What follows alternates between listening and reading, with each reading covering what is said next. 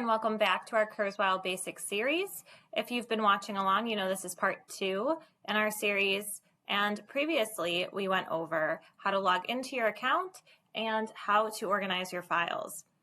In this installment, we're going to go a little bit more in depth in our Kurzweil3000.com site. We're going to take a look at how you can navigate through a text, how you can personalize your reading preferences, and how you can interact with the text by annotating. You can follow along in our demonstration by going to Kurzweil3000.com, or you can just watch and absorb this information for now. So I'm going to toggle back into my Kurzweil Universal Library so I can show you some additional steps. As you may recall, we have our folder open and a couple of files displayed on screen. So I'm just going to go ahead and click. So I double-clicked to open my file. And the beautiful thing about Kurzweil is that it saves automatically. So it's going to bring me back to the page I was last on when I last had this file open.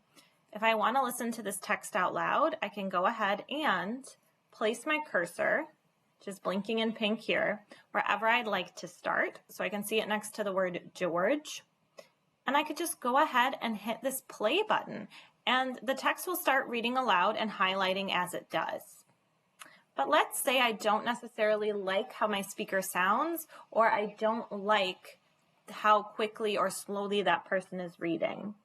I can actually adjust these settings by going over to audio options, which is the third from the left icon on that navigational pane at the top of the screen. And I can see where I can adjust my speaker voice. If I click on that, I have a number of options. So maybe I'm going to switch over from Darius to Ryan. And then I can also see I can adjust my reading speed to make it faster or slower based on preference. Now you may have to adjust this and play around a little just to see what you like and what works best for you. It's not only that I can adjust speed, I can also go to the fourth icon in that row, and I can adjust my text size. So I can go ahead and maybe I want to zoom out a little bit because this is just a little too big for me, or I can zoom in substantially. So it's totally up to you what's going to work best for you. It helps if you take the fit the width setting off so that you can zoom in and out as needed, making it larger or smaller. And beyond just adjusting text size and reading voice and speed, I can actually interact with my text through annotation.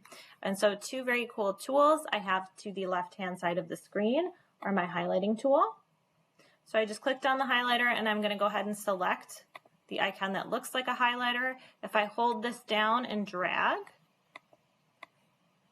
I can highlight key ideas in the text. And then if I want to get rid of them, I just click back on that, select my eraser, and hold that down as I drag back along what I want to erase. And I can also add some notes. So I clicked on this post-it note icon right here. And I'm just going to add a little sticky note in here and type important ideas. Sorry guys, I'm all out of important ideas today. So I'm just using a placeholder. What's nice about this, oops, I just added a note I didn't mean to. Let's go ahead, go back, and I'm going to delete that. See how I just selected the option to delete? I'm going to click on my hand icon so that I can drag my note out of the way so it's not in the way as I'm reading. So there's a lot of very cool things I can go ahead and I can do with Kurzweil. If I want to advance, so go farther into the text, I can use my right and left arrows to move a couple pages ahead, to move back. And I can also use the pane at the bottom to enter a page number. So as an example, let's say I want to go to page 60. I'll just enter that here and then hit go when I'm ready.